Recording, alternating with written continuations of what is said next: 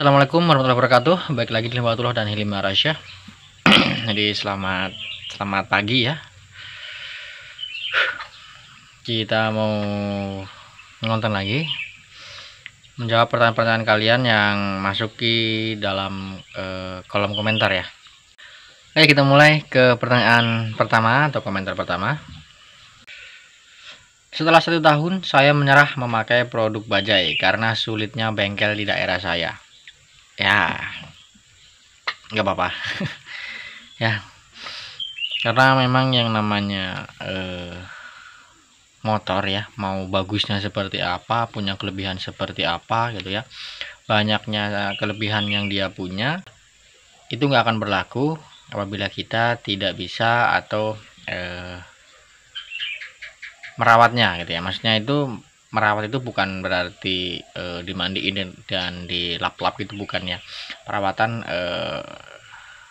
permajaan mesin atau kalau ada yang rusak dibenerin, nah kalau kita nggak bisa itu dan kebetulan di sekitar kita juga nggak ada bengkel, ya mau gimana lagi ya kan, daripada kita pusing ya lebih baik dijual buat beli motor yang banyak bengkelnya gitu. Kalaupun kita nggak bisa ngoprek kan masih ada bengkel ya kan. Tapi kalau untuk Pulsar karena memang motor minoritas dan terlalu banyak rahasia ya, terlalu banyak misteri di dalam mesinnya, jadi ya daripada pusing lebih baik dijual ganti, nggak apa-apa.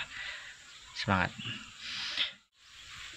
Oke, punten badenanya Kang Hilmi, punya motor Bajaj 180 UG3, di mesin ada suara klitik dikit, nggak parah sih, sama keluar oli dari salah satu busi, apakah bahaya?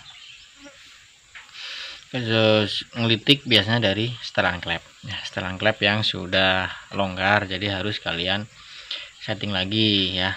Kemudian keluar oli dari salah satu busi, itu pertanda biasanya ring sehernya ada yang sudah aus atau kalau enggak dari seal klep ya.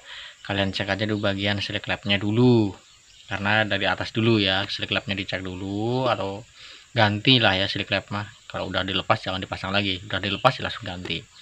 Kemudian habis itu setelah itu ganti, ceklah bagian ring seher, karena ring seher bisa dibongkar, dicek, dipasang lagi itu bisa. Kalau seal klep nggak bisa ya, udah dilepas harus langsung ganti, rawan soalnya. Kita lanjut ya. UG3 UG4 mesin sama ya Om, sama ya, sama persis, cuman beda di kelistrikan ya, beda di kelistrikan dan pengapian. Jadi ya tetap aja ada yang beda di dalam mesin, seperti rumah kopling, kampas kopling itu beda ya, beda. Tapi untuk selebihnya sama, itu yang harus diwaspadai di bagian kampas kopling, karena UG3 itu pakai 4 pair, sementara UG4 dia menggunakan yang 5 pair. UG3 bisa pakai Yamaha Bison, Scorpio, Ninja, kemudian UG4 bisa menggunakan RXZ ya. Jadi jangan sampai salah, walaupun sama-sama 180 tapi untuk koplingnya dia beda. Oke, kita lanjut lagi. Kalau pakai gearset Tiger depannya nggak agak oblak, apa bisa diakalin? Nggak bisa ya, setahu saya nggak bisa. Mau diakalin kayak apapun dia nggak akan bisa, tetap dia oblak, karena oblaknya itu kan ke depan ya, oblaknya itu ke depan. Nah gini, bukan oblak kanan kiri. Kalau oblaknya keluar masuk bisa, jadi lilitin kawat di bagian luarnya, jadi biar dia tuh nggak goyang maju mundur. Tapi karena dia berputar ya, nah, jadi dia maju mundurnya tuh longgar, karena giginya pasti apa, as gear depan, nah itu kan giginya lebih kecil dibanding lubang as gear yang di gear Tiger ya.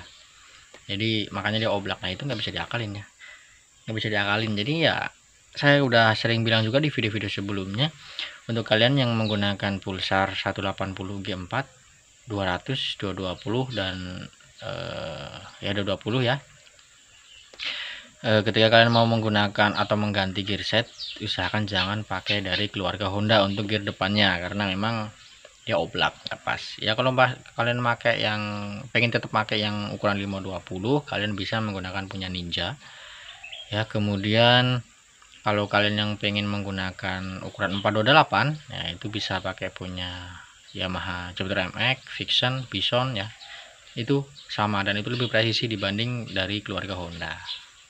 Oke, kita lanjut lagi ke pertanyaan berikutnya.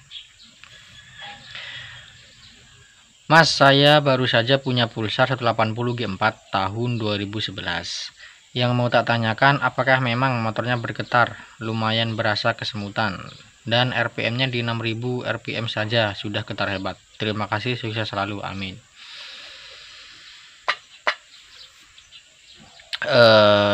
Dicek dulu bagian balancer ya, dicek, terus kemudian di setting ya.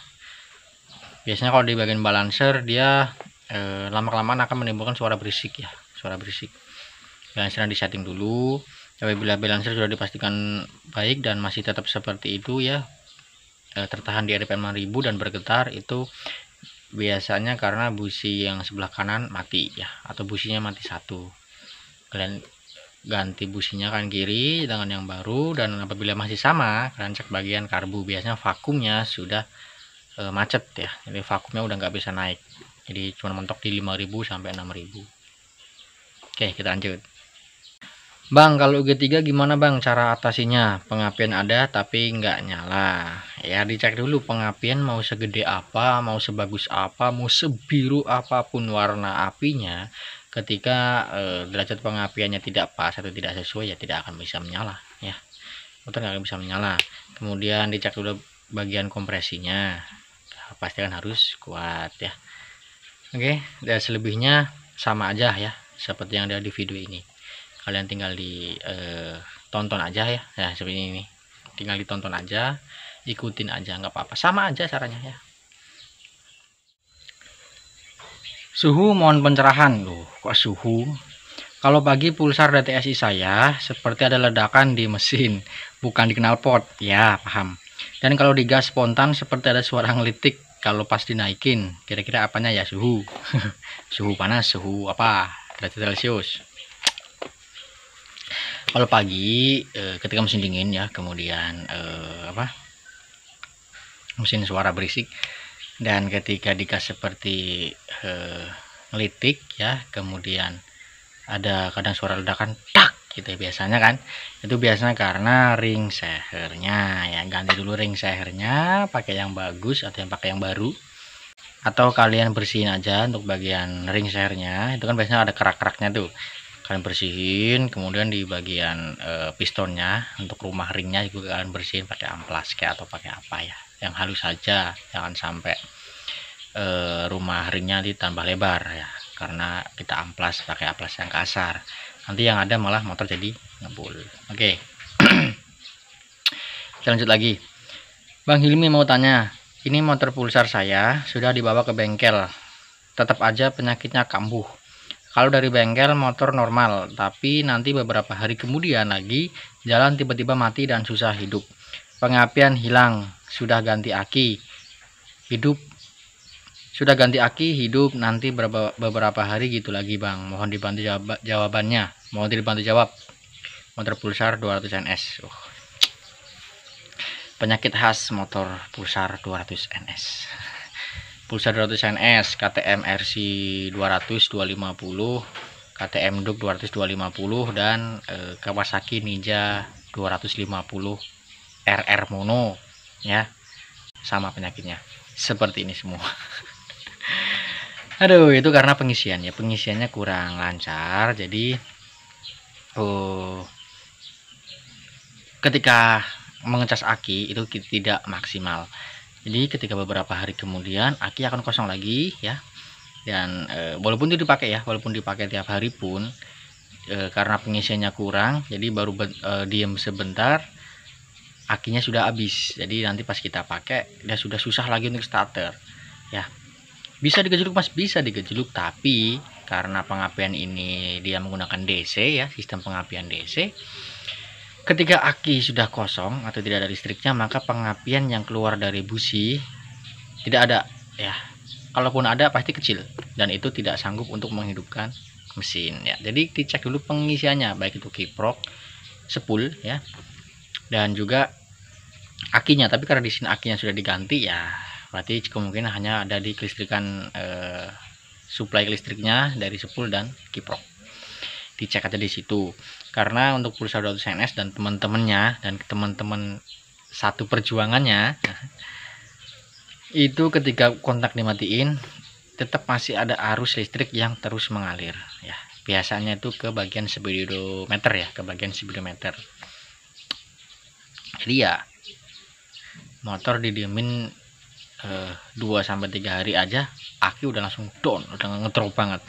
Beda sama pulsa-pulsa yang lain ya, dia biasanya nunggu sampai 5-6 hari lah ya, baru dia bener-bener tekor. Itu pun masih bisa untuk di starter, walaupun cuma sekali starter doang ya, tapi mesin masih bisa hidup. Tapi kalau 200 NS ya nggak nyampe 1 minggu, nggak nyampe 6 hari nggak kita pakai, udah habis. Oke, terima kasih.